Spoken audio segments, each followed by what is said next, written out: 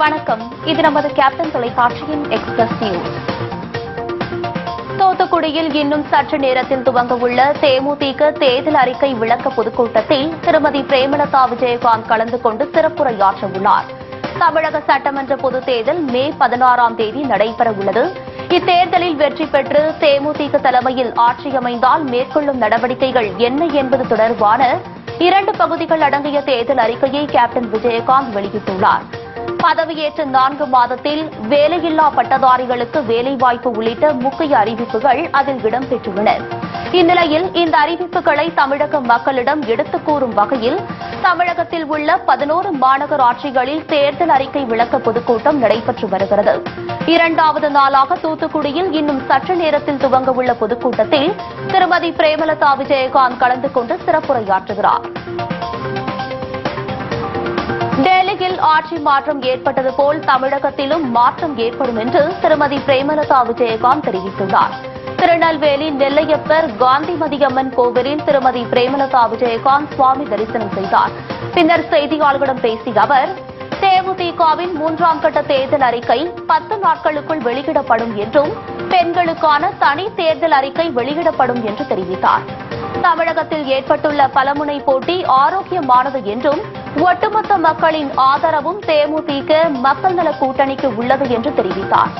அதிமுக திமுக ஆட்சிக் காலத்தில் தமிழகத்திற்கு எந்த வளர்ச்சித் திட்டங்களும் இல்லை என குற்றம் சாட்டிய திருமதி பிரேமலதா விஜயகாந்த், தேமுதிக தலைவர் கேப்டன் விஜயகாந்த் பல்வேறு வளர்ச்சித் திட்டங்களை வகுத்துள்ளதாக தெரிவித்தார். மேலும் தேமுதிக கூட்டணியில் மேலும் பல கட்சிகள் இணையும் என்றும் அதற்கான பேச்சுவார்த்தை நடந்து கொண்டிருப்பதாகவும் அப்போது அவர் கூறினார். ஷாதிக் பாட்ஷா மரணம் குறித்து சிபிஐ சுதந்திரமாக விசாரணை நடத்த வேண்டும் என கேப்டன் விஜயகாந்த் அணியின் ஒருங்கிணைப்பாளர் வைகோ வலியுறுத்தியுள்ளார். திருச்சியில் செய்தியாளர்களிடம் பேசிய அவர், 2G அலைக்கற்றை வழக்கில் கனிமொழி பலிகடாக்கப்பட்டுள்ளதாக கூறினார். ஷாதிக் பால்வா மு.க. ஸ்டாலினுக்கு இடையேயான உறவு குறித்து கேள்வி எழுப்பிய வைகோ, பெரம்பலூர் ஷாதிக் பாட்ஷா மரணம் குறித்து சிபிஐ விசாரணை நடத்தப்பட வேண்டும் என்று வலியுறுத்தினார். ஷாதிக் பாட்ஷாவின் மரணத்திற்கு திமுகவே காரணம் என்றும் அவர் பகிரங்கமாக குற்றம் சாட்டினார். முன்னதாக நடைபெற்ற தேமுதிக மக்கள் நல கூட்டணி வழக்கறிஞர் அணி மாநாட்டை இந்திய கம்யூனிஸ்ட் கட்சியின் மூத்த தலைவர் ச. பாண்டியன் தொடங்கி வைத்தார். இதில் கேப்டன் விஜயகாந்த் அணியைச் சேர்ந்த ஏராளமான வழக்கறிஞர்கள் கலந்து கொண்டனர். தேமுதிக சார்பில் வழக்கறிஞர் பன்னீர்செல்வம் பங்கேற்றார். மாநாட்டில் சட்டமன்ற தேர்தலை எவ்வாறு எதிர்கொள்வது குறித்து விவாதிக்கப்பட்டது. தேர்தல் நடத்தை விதிமுறைகள் மற்றும் செலவினங்கள் குறித்த அனைத்து கட்சி கூட்டம் தமிழக தலைமை தேர்தல் ஆணையர் ராஜேஷ் லக்கானி தலைமையில் சென்னை தலைமை செயலகத்தில் இன்று நடைபெற்றது. தமிழக சட்டமன்ற தேர்தல் மே மாதம் 16ஆம் தேதி நடைபெறுகிறது. தேர்தலுக்கான ஏற்பாடுகளை இந்திய தலைமை தேர்தல் ஆணையம் தீவிரமாக மேற்கொண்டு வருகிறது. இதனால் தமிழகத்தில் தேர்தல் களம் சூடு பிடித்துள்ளது. இதனிடையே தேர்தல் நடத்தை விதிமுறைகள் மற்றும் செலவினங்கள் குறித்த அனைத்து கட்சி கூட்டம் தமிழக தலைமை தேர்தல் அதிகாரி ராஜேஷ் லக்கானி தலைமையில் சென்னை தலைமை செயலகத்தில் நடைபெற்றது. கூட்டத்தில் தேமுதிக சார்பில் கழக பட்டதாரி அணி செயலாளர் பேராசிரியர் ரவீந்திரன், வழக்கறிஞர் சந்தோஷ்குமார் உள்ளிட்ட பல்வேறு கட்சிகளைச் சேர்ந்த பிரதிநிதிகள் பலரும் கலந்து கொண்டனர். கூட்டத்திற்கு பின்னர் செய்தியாளர்களிடம் பேசிய ரவீந்திரன், கூடை மற்றும் கோணை சின்னம் மக்களிடையே குழப்பத்தை ஏற்படுத்தும் என்பதால் அந்த சின்னங்களை தடை செய்ய வேண்டும் என்று தேர்தல் ஆணையத்திடம் வலியுறுத்தியுள்ளதாக தெரிவித்தார். கேப்டன் விஜயகாந்த் அணியால் தமிழகத்தில் அரசியல் மாற்றம் ஏற்படும் என மார்க்சிஸ்ட் கம்யூனிஸ்ட் கட்சியின் தேசிய செயலாளர் சீதாராம் யெச்சூரி தெரிவித்துள்ளார். சென்னை விமான நிலையத்தில் செய்தியாளர்களிடம் பேசிய அவர், தமிழகத்தில் நீண்ட நாட்களுக்கு பிறகு அரசியல் மாற்றத்திற்கான மக்கள் விரும்பும் மாற்றத்திற்கான கூட்டணியாக கேப்டன் விஜயகாந்த் அணி அமைந்துள்ளதாக தெரிவித்தார். இந்த மாற்றம் தமிழகத்திற்கு மட்டுமல்லாது நாட்டிற்கே நல்லது என்றும் அவர் தெரிவித்தார். தேர்தல் பிரச்சாரத்திற்கு தான் உட்பட பல தலைவர்கள் விரைவில் தமிழகம் வரவுள்ளதாகவும் சீதாராம் யெச்சூரி தெரிவித்தார். தமிழகத்தில் வாழ வழியில்லாத நிலை உள்ளதாக கூறி விவசாயிகள் கடலில் இறங்கி போராட்டத்தில் ஈடுபட்டதால் பரபரப்பு ஏற்பட்டது. புதிய ஆட்சி அமையும் வரை விவசாயிகளிடமிருந்து கடனை வசூலிக்க தடை விதிக்க வேண்டும் உள்ளிட்ட பல்வேறு கோரிக்கைகளை வலியுறுத்தி சென்னையில் உள்ள வங்காள விரிகுடாவில் இறங்கி விவசாய கூட்டு இயக்கம் சார்பில் இந்த போராட்டம் நடைபெற்றது. விவசாயிகள் பாலன் மற்றும் அழகர் விவகாரத்தில் கண்டனம் கூட தெரிவிக்காத முதலமைச்சர் ஜெயலலிதாவுக்கு அப்போது விவசாயிகள் கடும் கண்டனம் தெரிவித்தனர். விவசாயிகளை பாதுகாக்காமல் தமிழக அரசு இறந்த நிலையில் செயல்பட்டு வருவதாக புகார் கூறிய அவர்கள் ஜெயலலிதா ஆட்சியை டிஸ்மிஸ் செய்ய வேண்டும் என்று வலியுறுத்தினர். மேலும் வரும் தேர்தலில் ஜெயலலிதாவுக்கு பாடம் கற்பிப்போம் என்றும் அவர்கள் தெரிவித்தனர். வேட்பாளர்களின் செலவினம் அனைத்தும் தேர்தல் ஆணையத்தால் கணக்கில் எடுத்துக் கொள்ளப்படும் என்று தமிழக தலைமை தேர்தல் ஆணையர் ராஜேஷ் லக்கானி தெரிவித்துள்ளார். சென்னையில் இன்று நடைபெற்ற அனைத்துக் கட்சி கூட்டத்திற்கு பிறகு செய்தியாளர்களிடம் பேசிய ராஜேஷ் லக்கானி வேட்பாளர்களின் செலவின கணக்குகளை கையாள வேட்பாளர்களுக்கு தனி பயிற்சி அளிக்கப்படும் என்று தெரிவித்தார். தேர்தலில் வேட்பாளர் புகைப்படம் சின்னத்துடன் சேர்த்து மின்னணு வாக்குப்பதிவு இயந்திரத்தில் இடம்பெறும் என்றும் தெரிவித்தார். மேலும் வேட்பாளர்களின் செலவினம் அனைத்தும் தேர்தல் ஆணையத்தால் கணக்கில் எடுத்துக் கொள்ளப்படும் என்றும் அப்போது ராஜேஷ் லக்கானி தெரிவித்தார். பிரசல்ஸ் செல்ல உள்ள பிரதமர் நரேந்திர மோடிக்கு தீவிரவாத அச்சுறுத்தல் உள்ளதாக பெல்ஜியம் நாட்டு அதிகாரிகள் எச்சரிக்கை விடுத்துள்ளனர். சமீபத்தில் பெல்ஜியம் தலைநகர் பிரசல்ஸ் உள்ள விமான நிலையம், மெட்ரோ ரயில் நிலையம் உள்ளிட்ட இடங்களில் நடைபெற்ற பயங்கர தாக்குதலில் 35 பேர் கொல்லப்பட்டனர். இதனிடையே நிகழ்ச்சி ஒன்றில் பங்கேற்பதற்காக பிரசல்ஸ் நகருக்கு பிரதமர் நரேந்திர மோடி விரைவில் செல்ல உள்ளார். இந்நிலையில் மோடியின் பிரசல்ஸ் வருகையின் போது தாக்குதல் நடத்த உள்ளதாக பயங்கரவாதிகள் மிரட்டல் விடுத்ததாக பெல்ஜியம் அதிகாரிகள் தெரிவித்துள்ளனர். இதனால் மோடியின் நிகழ்ச்சி நடக்கும் இடத்தில் பெல்ஜியம் போலீசாருடன் ராணுவமும் பாதுகாப்பு பணியில் ஈடுபடுத்தப்பட உள்ளது. காஷ்மீர் தீவிரவாதிகள் கையெறி குண்டுகளை வீசி தாக்குதல் நடத்தியதில் ராணுவ வீரர்கள் 2 பேர் மற்றும் பொதுமக்கள் 2 பேர் படுகாயமடைந்துள்ளனர். காஷ்மீர் எல்லை வழியாக இந்தியாவுக்குள் ஊடுருவி நாச வேலையில் ஈடுபட முயலும் தீவிரவாதிகளை பாதுகாப்பு படையினர் ஒடுக்கும் நடவடிக்கையில் இரவு பகலாக ஈடுபட்டு வருகின்றனர். இந்நிலையில் அனந்த்நாக் மாவட்டத்தில் உள்ள காவல் நிலையம் அருகே தீவிரவாதிகள் கையெறி குண்டுகளை வீசிவிட்டு தப்பி சென்றனர்.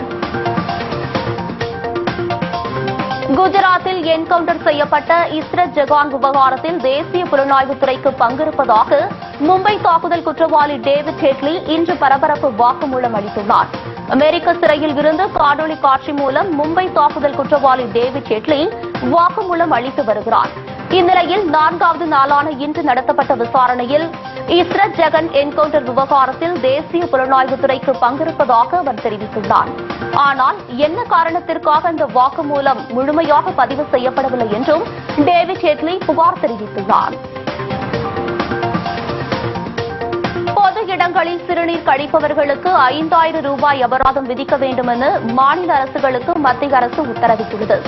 இது தொடர்பாக மத்திய அரசு அனுப்பியுள்ள அறிவிப்பில் தூய்மை இந்தியா திட்டத்தின் கீழ் பொது இடங்களில் சிறுநீர் கழிப்பவர்கள், குப்பை கொட்டுபவர்களுக்கு 5000 ரூபாய் வரை அபராதம் விதிக்க வேண்டும் என்றும் இந்த புதிய விதிமுறை ஏப்ரல் 30ஆம் தேதி முதல் அமலுக்கு வரவுள்ளதாகவும் தெரிவிக்கப்பட்டுள்ளது. ஜம்மு காஷ்மீரில் வரும் ஏப்ரல் முதல் வாரத்தில் புதிய அரசு ஆட்சி அமைக்க உள்ளதாக தகவல்கள் வெளியாகியுள்ளது. ஜம்மு காஷ்மீர் மாநில முதலமைச்சராக இருந்த மக்கள் ஜனநாயக கட்சி தலைவர் முஃப்தி முகமது சயீத் மரணமடைந்த பின்னர் அவரது மகள் மெஹபூபா முஃப்தி முதலமைச்சராக பொறுப்பேற்பார் என்று எதிர்பார்க்கப்பட்டது.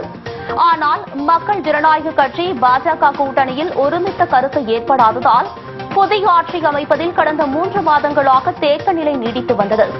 இந்நிலையில் காஷ்மீர் சட்டமன்ற கட்சித் தலைவராக மெஹபூபா முஃப்தியும் பாஜக சட்டமன்ற கட்சித் தலைவராக முன்னாள் துணை முதலமைச்சர் நிர்மல் சிங்கும் தேர்வு செய்யப்பட்டனர். இதையடுத்து இரு கட்சிகளும் கூட்டணி ஆட்சி அமைக்க முடிவு செய்தனர்.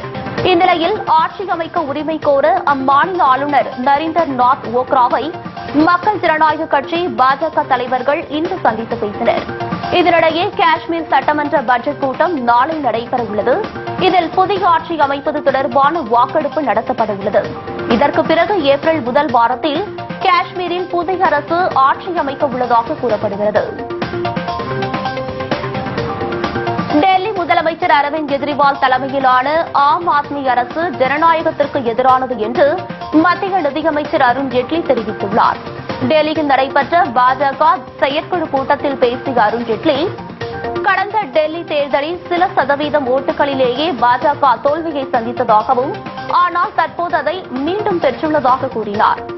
முதலமைச்சர் கெஜ்ரிவாலின் செயல்பாடற்ற ஆட்சியை மக்கள் கவனித்துக் கொண்டிருப்பதாக தெரிவித்த அருண்ஜேட்லி, அரவிந்த் கெஜ்ரிவால் தலைமையிலான ஆம் ஆத்மி கட்சியின் அரசு ஜனநாயகத்திற்கு எதிரானது என குற்றம் சாட்டினார். அசாம் சட்டமன்ற தேர்தல் வறுமையை ஒழிக்கும் போராட்டம் என பிரதமர் நரேந்திர மோடி தெரிவித்துள்ளார். அசாமில் முதல் கட்டமாக ஏப்ரல் 4ஆம் தேதியும் 2ஆம் கட்டமாக ஏப்ரல் 11ஆம் தேதியும் தேர்தல் நடைபெறுகிறது. இதனிடையே அசாமின் முதல் கட்ட தேர்தல் பிரச்சாரத்தை பிரதமர் நரேந்திர மோடி இன்று துவக்கினார். தின்சுகியா பகுதியில் நடைபெற்ற பொதுக்கூட்டத்தில் பேசிய பிரதமர் மோடி, அசாம் மாநிலத்தில் வளங்கள் பல இருந்தும் இன்னும் முன்னேற்றம் அடையவில்லை என தெரிவித்தார். அசாம் தேர்தல் வறுமையை ஒழிக்கும் போராட்டம் என்று தெரிவித்தார்.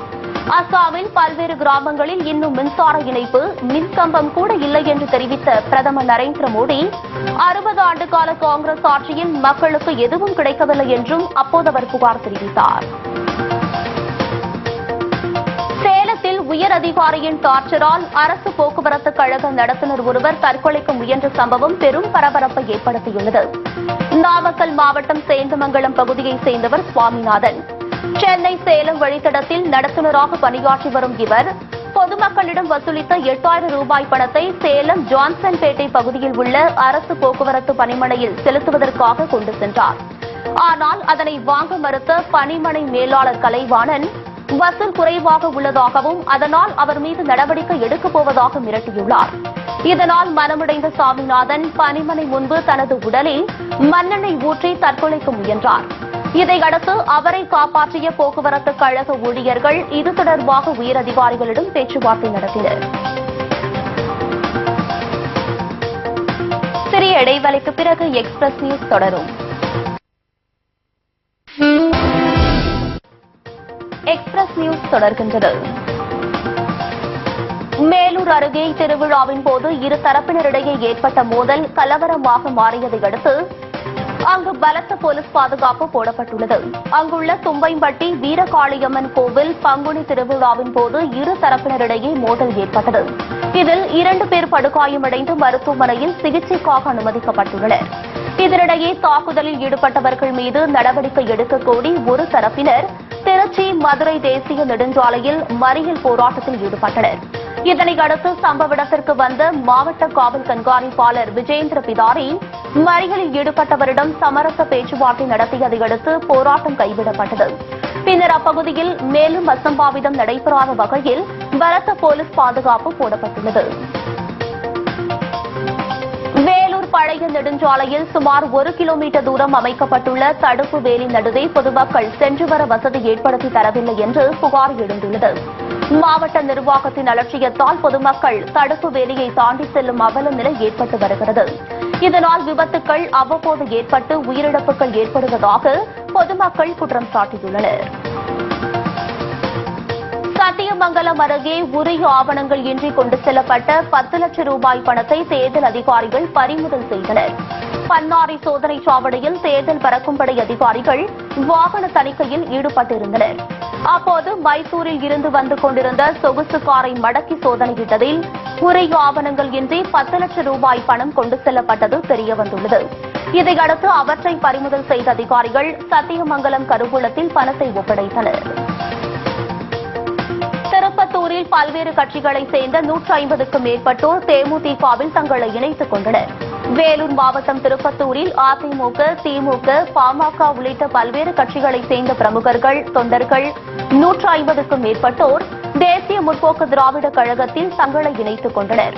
தேமுதிக மாவட்ட கழக செயலாளர் MK ஹரிகிருஷ்ணன் தலைமையில் நடைபெற்ற இந்த நிகழ்ச்சியில் கழக நிர்வாகிகள், தொண்டர்கள் பலர் கலந்து கொண்டனர். கிருஷ்ணகிரி மாவட்டம் வழியாக மாநிலங்களுக்கு கடத்த இருந்த பல லட்சம் ரூபாய் மதிப்பிலான கிரானைட் கற்களை போலீசார் பறிமுதல் செய்துள்ளனர். தமிழகத்தில் இருந்து கர்நாடக மாநிலத்திற்கு சட்டவிரோதமாக கிரானைட் கற்கள் கடத்தப்படுவதாக கிருஷ்ணகிரி காவல்துறையினருக்கு தகவல் கிடைத்தது. இதையடுத்து நத்தம் தேசிய நெடுஞ்சாலையில் வாகன சோதனையில் ஈடுபட்டிருந்த போலீசார் லாரிகள் மூலம் கடத்தப்பட்ட கிரானைட் கற்களை பறிமுதல் செய்தனர். மேலும் கடத்தலுக்கு பயன்படுத்தப்பட்ட லாரிகளையும் பறிமுதல் செய்து தீவிர விசாரணை மேற்கொண்டு வருகின்றனர். சங்கர் கௌசல்யா கௌசல்யா ஜோடிக்கு உரிய பாதுகாப்பு அளிக்காத மடத்துக்குளம் காவல்துறையினர் மீது நடவடிக்கை எடுக்க வேண்டும் என்று அகில இந்திய மாதர் சங்கம் வலியுறுத்தியுள்ளது. திருப்பூரில் செய்தியாளர்களிடம் பேசிய அச்சங்கத்தின் தலைவர் வாசுவி, உடுமலைப்பேட்டையில் காதல் திருமணம் செய்து கொண்ட சங்கர் கௌசல்யா தம்பதிகள் தங்களுக்கு உரிய பாதுகாப்பு அளிக்க கோரி மடத்துக்குளம் காவல் நிலையத்தில் புகார் அளித்தோம். அவர்களுக்கு பாதுகாப்பு வழங்காமல் போலீசார் மெத்தனம் காட்டியதாலேயே இந்த படுகொலை அரங்கேறியதாக குற்றம் சாட்டினர். எனவே சம்பந்தப்பட்ட காவல்துறை அதிகாரிகள் மீது உரிய நடவடிக்கை எடுக்கப்பட வேண்டும் என்றும் அவர்கள் வலியுறுத்தினர். ஆரணியில் சிறுமிக்கு பாலியல் தொல்லை கொடுத்த தலைமை ஆசிரியர் மீது நடவடிக்கை எடுக்க கோரி பெற்றோர்கள் பள்ளியை முற்றுகையிட்டதால் பரபரப்பு ஏற்பட்டது. ஆரணி நகராட்சிக்கு உட்பட்ட கொசப்பாளையம் பகுதியில் இயங்கி வரும் அரசு தொடக்கப் பள்ளியில் அசோகன் என்பவர் தலைமை ஆசிரியராக பணியாற்றி வருகிறார். இவர் அப்பள்ளியில் 5ஆம் வகுப்பு படிக்கும் மாணவி ஒருவருக்கு பாலியல் தொல்லை கொடுத்ததை மற்றொரு பெண் ஆசிரியர் பார்த்து அதிர்ச்சியடைந்தார். பின்னர் அதனை தட்டி கேட்ட அவரை தலைமை ஆசிரியர் தாக்கியுள்ளார். இதுகுறித்து தகவல் அறிந்த பொதுமக்கள் பள்ளியில் கூடி விசாரித்தபோது தலைமை ஆசிரியரின் சில்மிஷம் தெரிய வந்துள்ளது. இதனால் ஆத்திரமடைந்த அவர்கள் தலைமை ஆசிரியர் அசோகன் மீது நடவடிக்கை எடுக்க கோரி பள்ளியை முற்றுகையிட்டு போராட்டம் நடத்தினர். துப்பாக்கி உள்ளிட்ட ஆயுதங்களுடன் 2 பேர் நுழைந்துள்ளதாக எழுந்த தகவலை அடுத்து மாவோயிஸ்டுகள் என்ற கோணத்தில் கூடலூர் சுற்றுவட்டார பகுதியில் தேடுதல் பணி முடுக்கிவிடப்பட்டுள்ளது. நீலகிரி மாவட்டம் கூடலூர் அருகே பாலமேடு பகுதியில் இயங்கி வரும் தேயிலை தோட்ட பகுதியில் கடந்த சில நாட்களுக்கு முன்பு 2 பேர் நுழைந்துள்ளதாகவும் அவர்கள் இருவரும் துப்பாக்கி உள்ளிட்ட ஆயுதங்களை வைத்திருந்ததாகவும் அப்பகுதியைச் சேர்ந்த தேயிலை தோட்ட பெண் தொழிலாளி ஒருவர் வனத்துறைக்கு தகவல் கொடுத்தார். இந்நிலையில் பெண் அளித்த தகவலின்படி மாவட்ட எஸ்பி முரளிரம்பா தலைமையில் அதிரடி படையினர் தேயிலை தோட்ட பகுதியில் தீவிர தேடுதல் வேட்டையில் ஈடுபட்டுள்ளனர். இதனால் அப்பகுதி மக்கள் மிகுந்த அச்சத்தில் உள்ளனர். தமிழகத்தில் நடைபெறவுள்ள சட்டமன்ற தேர்தலில் 100% வாக்குப்பதிவை ஏற்படுத்தும் வகையில் பல்வேறு விழிப்புணர்வு நிகழ்ச்சிகள் நடத்தப்பட்டு வருகிறது. இதன் ஒரு பகுதியாக திருவாரூரில் நடைபெற்ற விழிப்புணர்வு பேரணியை மாவட்ட ஆட்சியர் மதிவாணன் தொடங்கி வைத்தார். கல்லூரி மாணவ மாணவிகள் ஏராளமானோர் பங்கேற்ற பேரணியில் வாக்களிப்பில் பெருமை கொள்வோம், பொறுப்பான குடிமகனின் அடையாளம் வாக்களிப்பது உள்ளிட்ட விழிப்புணர்வு பதாகைகளை ஏந்தியவாறு ஊர்வலமாக சென்றனர். புதுக்கோட்டை அருகே நீரில் மூழ்கி வாலிபர் ஒருவர் உயிரிழந்த சம்பவம் சோகத்தை ஏற்படுத்தியுள்ளது. திருக்கோகர்ணம் பகுதியில் உள்ள 100 அடி ஆழமுள்ள மழையடி பள்ளத்தில் அப்பகுதியைச் சேர்ந்த ரமேஷ் மற்றும் பாண்டியன் மது அருந்தியதாக கூறப்படுகிறது. அப்போது பாண்டியன் பள்ளத்தில் தவறி விழுந்துள்ளார். தகவலின் பேரில் சம்பவ இடத்திற்கு வந்த தீயணைப்புத் துறையினர் 12 மணி நேரம் போராடி சடலமாக மீட்டுள்ளனர். இச்சம்பவம் குறித்து வழக்கு பதிவு செய்த போலீசார் ரமேஷிடம் தீவிர விசாரணை மேற்கொண்டு வருகின்றனர். மதுரையில் கோழிப்பண்ணை தொழிலாளி மர்ம நபர்களால் படுகொலை செய்யப்பட்ட சம்பவம் பெரும் பரபரப்பை ஏற்படுத்தியுள்ளது. மதுரை மாவட்டம் வாடிப்பட்டியில் கோழிப்பண்ணை நடத்தி வரும் வீரமலை என்பவர் தனது குடும்பத்தினருடன் வசித்து வருகிறார். இந்நிலையில் நேற்று இவர் தனது நண்பர்களுடன் மது அருந்த போவதாக கூறி தன் மனைவி மற்றும் குழந்தைகளை ஊருக்கு அனுப்பி வைத்துள்ளார். இதையடுத்து மறுநாள் காலை அவர்கள் திரும்பி வந்து பார்த்தபோது வீரமலை ரத்த வெள்ளத்தில் பிணமாக கிடந்துள்ளார். இது தொடர்பாக காவல்துறை விசாரணை மேற்கொண்டதில் மர்ம நபர்கள் அவர் தலையில் கல்லை போட்டு கொலை செய்துள்ளது தெரியவந்துள்ளது. இதுகுறித்து போலீசார் வழக்கு பதிவு செய்து மர்ம நபர்களை வலைவீசி தேடி வருகின்றனர். மக்களுக்கு விரைவில் நீதி கிடைக்கும் வகையில் விரைவு நீதிமன்றம் கும்பகோணத்தில் திறக்கப்பட்டது. இதனை உயர்நீதிமன்ற நீதிபதி நாகமுத்து திறந்து வைத்தார். பின்னர் செய்தியாளர்களிடம் பேசிய அவர், ஒவ்வொரு ஏழை சாமானியருக்கும் நீதி கிடைக்க அரசியலமைப்பு சட்டம் வழிவகை செய்துள்ளதாக தெரிவித்தார். அந்த வகையில் விரைவு நீதிமன்றம் தொடங்கப்பட்டுள்ளதாக தெரிவித்தார். விழாவில் நீதிபதிகள், வழக்கறிஞர்கள் உள்ளிட்ட ஏராளமானோர் கலந்து கொண்டனர். கடலூரில் லாரி மீது பேருந்து மோதிய விபத்தில் 20 பேர் படுகாயமடைந்தனர்.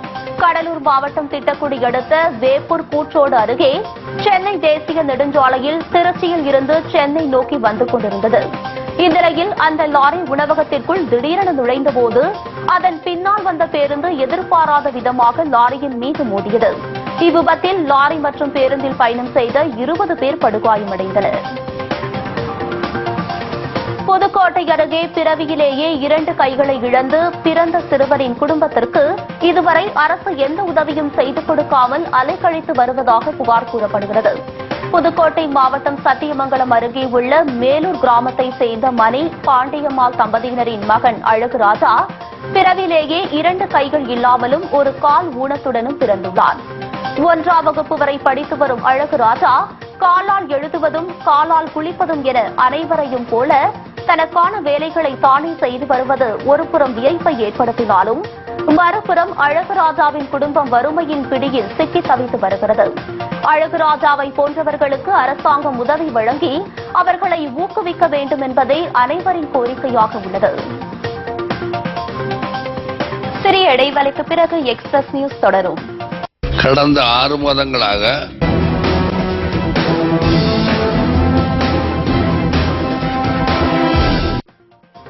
எக்ஸ்பிரஸ் நியூஸ் தொடர்கின்றது. கபாலி திரைப்படத்தின் புதிய போஸ்டர் இன்று வெளியிடப்பட்டுள்ளது. நடிகர் ரஜினிகாந்த் நடிக்கும் கபாலி படத்தை ரஞ்சித் இயக்குகிறார். இப்படத்தில் கதாநாயகியாக ராதிகா ஆப்தே நடிக்கிறார். கிஷோர், தினேஷ், கலையரசன், தன்ஷிக் ஆகியோரும் முக்கிய கதாபாத்திரத்தில் நடிக்கின்றனர். ரசிகர்கள் மத்தியில் பெரும் எதிர்பார்ப்பை ஏற்படுத்தியுள்ள கபாலி திரைப்படத்தின் புதிய போஸ்டர் இன்று வெளியிடப்பட்டுள்ளது. தமிழ் ரசிகர்களின் கனவு கண்ணியாக இருந்த நடிகை நமிதா பட வாய்ப்புகளுக்காக தனது 90 கிலோ எடையை தற்போது 70 கிலோவாக குறைத்துள்ளார். குஜராத் பெண்ணான நமிதா தமது கவர்ச்சியின் மூலம் தமிழ் ரசிகர்களை கவர்ந்தார். பின்னர் உடல் எடை அதிகரித்துக் கொண்டே போனதால் பட வாய்ப்புகளும் அவருக்கு குறைந்தது. ஒரு கட்டத்தில் 90 கிலோவை எட்டிய நமிதாவுக்கு வாய்ப்புகளே இல்லாமல் போனது. இதையடுத்து பட வாய்ப்புகள் பெறுவதற்காக பல்வேறு உடற்பயிற்சிகளை அவர் மேற்கொண்டு தமது உடல் எடையை 70 கிலோவாக குறைத்துள்ளார். இதன் பலனாக தமிழில் பொட்டு படத்திலும் மலையாளத்தில் மோகன்லாலுடன் நடிக்கவும் அவருக்கு வாய்ப்பு கிடைத்துள்ளது. தான் ஒரு நடிகையாக தற்போது நிலைத்திருப்பதற்கு திறமையே முழு காரணம் என்று நடிகை தமன்னா தெரிவித்துள்ளார். தமிழ், தெலுங்கு ஆகிய 2 மொழிகளில் அதிக படங்களில் நடித்து வரும் தமன்னா தமது திரையுலக பயணம் பற்றி மனம் திறந்தார். அப்போது சினிமாவில் வெற்றி படம் கொடுத்தாலும் அடுத்த வாய்ப்புக்காக போராட வேண்டியிருப்பதாக கூறினார். தான் ஒரு நடிகையாக தற்போது நிலைத்திருப்பதற்கு தமது திறமை மட்டுமே காரணம் என்று கூறிய அவர், படங்கள் தோல்வியடைந்தாலும் தனக்கு திறமை இருக்கிறது என்பதை இயக்குநர்கள் அடையாளம் கண்டுகொண்டு வாய்ப்புகளை தொடர்ந்து தருவதாக தெரிவித்துள்ளார். பிரபல நடிகை அமலா பால் மலையாள சூப்பர் ஸ்டார் மம்முட்டிக்கு ஜோடியாக நடிக்கிறார். தமிழ், மலையாள படங்களில் பிஸியாக இருந்த அமலா பால் இயக்குநர் விஜயை திருமணம் செய்து கொண்ட பிறகு நடிப்புக்கு சிறிது இடைவெளி விட்டார். பின்னர் தமிழில் பசங்க 2 படத்தில் சூர்யாவுடன் நடித்தார். இந்நிலையில் தற்போது மலையாளத்தில் மம்முட்டிக்கு ஜோடியாக அமலா பால் நடிக்கிறார். மலையாளத்தில் மற்றொரு சூப்பர் ஸ்டார் மம்முட்டியுடன் ஜோடி சேர்ந்திருப்பதால் அவர் உற்சாகத்தில் இருக்கிறார். தோப்பில் ஜோப்பன் என்ற அந்த படத்தில் மம்முட்டி கபடி வீரராக நடிக்கிறார். இயக்குநர் முருகதாஸ் இயக்கும் படத்தில் நடிக்க நடிகை நித்யா மேனன் மறுத்துள்ளார். கதை பிடித்தால் தான் நடிப்பேன் என கண்டிஷன் போட்டு கதை கேட்க அப்பாயின்மெண்ட் தரும் ஹீரோயின் என கோலிவுட்டில் நித்யா மேனனுக்கு தனி பெயர் உண்டு. நிறைய பட வாய்ப்புகள் வந்தாலும் அவர் தனக்கு பிடித்த கதையம்சம் உள்ள படங்களில் மட்டுமே நடித்து வருகிறார். இந்நிலையில் மகேஷ் பாபு கதாநாயகனாக நடிக்கும் படத்தில் நடிக்க நித்யா மேனனிடம் ஒப்புதல் கேட்டபோது அக்கதையில் தனது கதாபாத்திரத்திற்கு முக்கியத்துவம் இல்லை என்று கூறி மறுத்துவிட்டதாக கூறப்படுகிறது. 20 ஓவர் உலகக்கோப்பை போட்டியில் நாளை நடைபெறவுள்ள வாழ்வா சாவா ஆட்டத்தில் இந்தியா, ஆஸ்திரேலிய அணிகள் பலப்பரீட்சை நடத்துகின்றனர். இந்திய அணி தனது முதல் ஆட்டத்தில் நியூசிலாந்திடம் 47 ரன்கள் வித்தியாசத்தில் தோல்வியடைந்தது. இதனையடுத்து பாகிஸ்தானுடன் நடைபெற்ற 2வது ஆட்டத்தில் 6 விக்கெட் வித்தியாசத்திலும், வங்கதேசத்துடன் நடைபெற்ற ஆட்டத்தில் 1 ரன் வித்தியாசத்திலும் இந்திய அணி அபார வெற்றி பெற்றது. இதனிடையே மொகாலியில் நாளை நடைபெறும் ஆட்டத்தில் இந்திய அணி ஆஸ்திரேலியாவுடன் மோதுகிறது. நாளைய போட்டியில் இந்திய அணி வெற்றி பெற்றால் மட்டுமே அரையிறுதி சுற்றுக்கு தகுதி பெற முடியும் என்ற கட்டாயத்தில் உள்ளது. அதேபோன்று ஆஸ்திரேலியாவும் நாளைய போட்டியில் வெல்ல வேண்டிய நெருக்கடியில் உள்ளது. எனவே ஆட்டத்தில் விறுவிறுப்புக்கு பஞ்சமிருக்காது என்பதில் சந்தேகமில்லை. இந்தியாவை அதன் சொந்த மண்ணில் வீழ்த்துவது என்பது மிக பெரும் சவாலான ஒன்று என ஆஸ்திரேலிய கிரிக்கெட் அணியின் ஆல்ரவுண்டர் ஷேன் வாட்சன் தெரிவித்துள்ளார். 20 ஓவர் உலகக்கோப்பை கிரிக்கெட் போட்டித் தொடரில் தற்போது முக்கியமான கட்டத்தை எட்டியுள்ளது. அரையிறுதி வாய்ப்பை உறுதி செய்யும் வாழ்வா சாவா ஆட்டத்தில் இந்திய, ஆஸ்திரேலிய அணிகள் நாளை மோதுகின்றன. இதனிடையே நாளைய போட்டி குறித்து செய்தியாளர்களிடம் பேசிய ஷேன் வாட்சன், இந்தியாவுக்கு எதிராக எந்த வடிவிலான போட்டியிலும் விளையாடுவது என்பது மிக பெரும் சவாலான ஒன்று என தெரிவித்த அவர் இந்தியாவை அதன் சொந்த மண்ணில் வீழ்த்தினால் அது மிக பெரும் சாதனையாக அமையும் என்று கூறினார். கேப்டன் பதவிக்கு தான் தகுதியானவன் இல்லை என பாகிஸ்தான் கிரிக்கெட் அணியின் கேப்டன் ஷாஹித் அப்ரிடி ஒப்புக்கொண்டுள்ளார். அப்ரிடி தலைமையிலான பாகிஸ்தான் அணிக்கு உலக கோப்பையில் ஏமாற்றமே மிஞ்சியது. இது தொடர்பாக செய்தியாளர்களிடம் பேசிய அவர், நாடு திரும்பிய பிறகு தனது ஓய்வு முடிவை அறிவிப்பேன் என்று தெரிவித்தார்.